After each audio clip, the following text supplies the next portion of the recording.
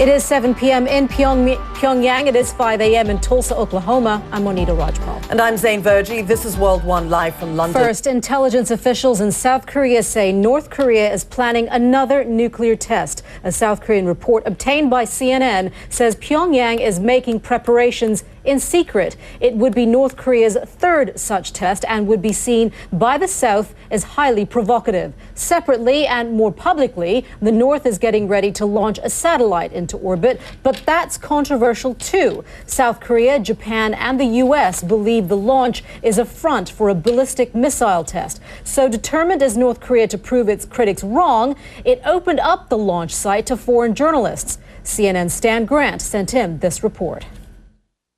This is what North Korea has been keeping hidden from the world. Not anymore. A long-range rocket, 30 metres long or nearly 100 feet, that much of the world suspects. We're going to be speaking to Stan, who's in Pyongyang, in just a moment. But first, let's get some reaction from North Korea's neighbours. Kyung La's following developments from Tokyo, and Paula Hancock's is in Seoul. Paula, let's start with you first. Tell us a little bit more about this intelligence report that CNN's obtained.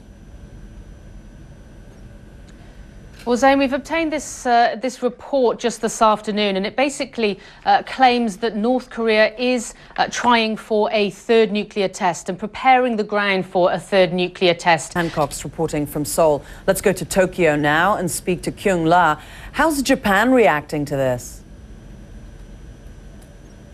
Simply put, Zain, not very well. The southern islands are going to be below the likely trajectory of this North Korean missile. Well, let's take you inside North Korea, and CNN's senior international correspondent Stan Grant is on the phone now for us from the capital, Pyongyang. And Stan, surely Pyongyang must know what they're doing is considered as provocation and saber-rattling. Stan Grant there in Pyongyang. Well, we want to see what newspapers around the world are saying about that. There's a headline from the Bangkok Post that reads, "Young generals, new leader displaying old tricks." It's a comment piece written by a former Japanese defense minister who says the newest threat is a continuation of an old one. Indeed, it signals a quick demise for the agreement reached with the United States just weeks ago.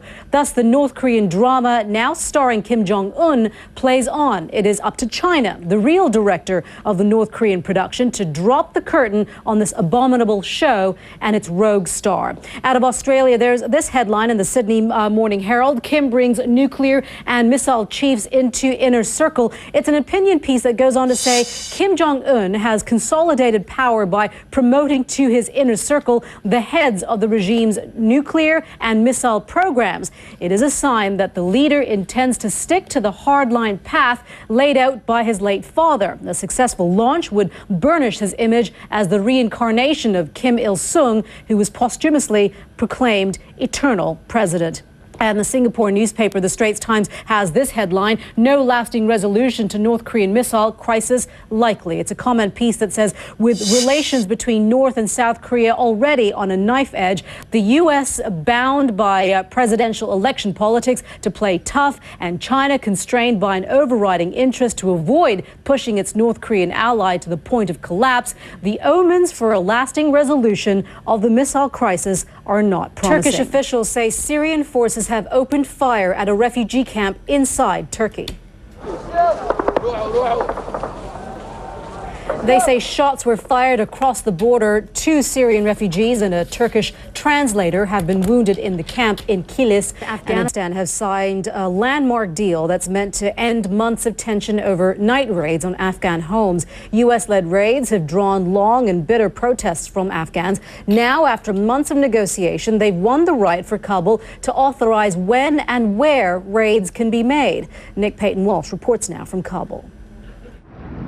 Raids at night by special forces here in Afghanistan have been a long issue of contention. Khawaja says she was arrested when she tried to visit her father at the military hospital where he is being held. A government spokesman says she had created a disturbance. Leonie Lakhani has been following the story from Abu Dhabi. She joins us now live. Leonie, what more do we know about his condition, first and foremost?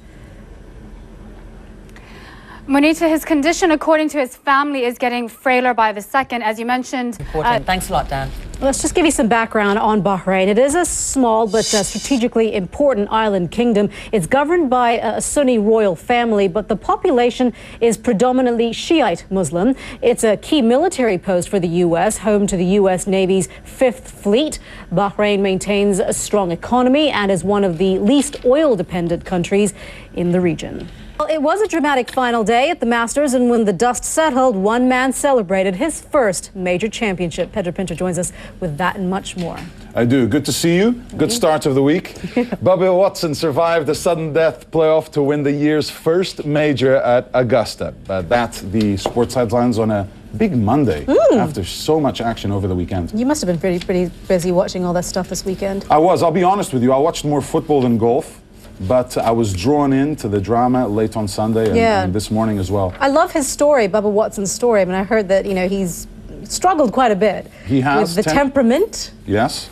10 years on tour. They say he's one of the most, talented golfers. Never necessarily one of the most technique-led golfers, but so much talent, and he made it all pay off on Sunday night. And the fact that he's got a new baby. They adopted a baby, him and his wife, which is, so I guess that's what he means, which is real life. A lot to celebrate, a lot to celebrate. Good stuff. All right, Pedro, thank you very much. You're watching World One live from London. Murray actually seems to be more protecting his laptop. But that's the story out of Greece. It's good to know we're protected over here.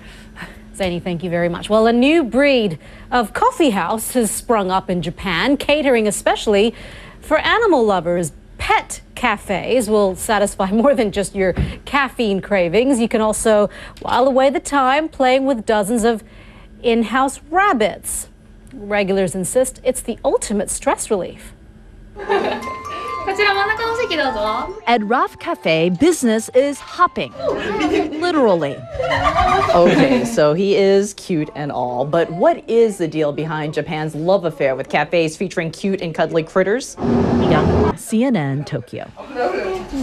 Rain in the desert. Authorities ask residents in Yemen to be on alert after some of the heaviest rainfall in months. Meteorologist Mari Ramos is over at the International Weather Center in Atlanta. Mari? Hello, Zain. Well, back to you. Mari Ramos, thanks. You're watching World One live from London. I'm Zain Verjee. I'm Monita Rajpal. Thank you for joining us. We'll update you with the news headlines at the top of the hour. You're watching CNN.